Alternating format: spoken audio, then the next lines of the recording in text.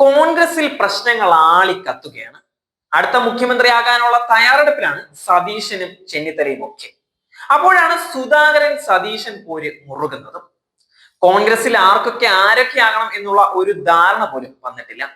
അതിനിടയ്ക്കാണ് KPCC യോഗം പ്രതിപക്ഷ നേതാവ് VD സതീശൻ ബഹിഷ്കരിച്ചിരിക്കുന്നത്. DCC അധ്യക്ഷന്മാരുടെയും KPCCയുടെ ഭാരവാഹികളുടെയും യോഗത്തിൽ പങ്കെടുക്കാതെ VD സതീശൻ ഇന്ദിരാഭവനിൽ നിന്ന് ഇറങ്ങി പോകുകയായിരുന്നു. KPCC യോഗം രാത്രി 7:30 മണി വരെ നീണ്ടിട്ടും പ്രതിപക്ഷ നേതാവ് യോഗത്തിൽ പങ്കെടുക്കാൻ എത്തിയിട്ടില്ലായിരുന്നു. പല നേതാക്കൾ VD സതീശനുമായി ബന്ധപ്പെട്ടിട്ടുണ്ടായിരുന്നെങ്കിലും VD സതീശൻ ഒട്ടും വഴങ്ങിയതുമില്ല.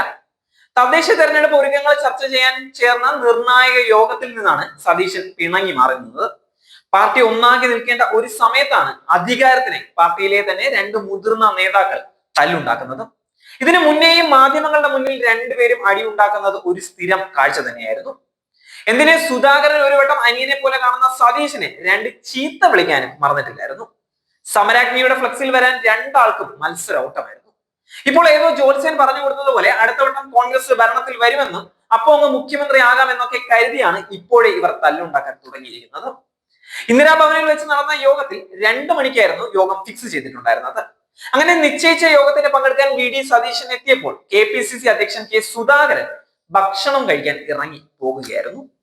അതെന്ത് പണിയാണ് ചേട്ടൻ കാണിച്ചത് എന്നുള്ള അർത്ഥത്തിൽ അനിയനും അങ്ങ് പിണങ്ങിപ്പോയി.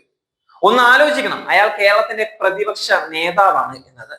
അങ്ങനെ ഞാൻ വന്ന സമയത്ത് കഴിക്കാൻ പോകാമെങ്കിൽ പിന്നെ ഞാനും ഇവിടെ ഇരിക്കുന്നില്ല എന്ന് പറഞ്ഞ് അങ്ങ് ഒരൊറ്റ പോക്കാണ് സതീശന്.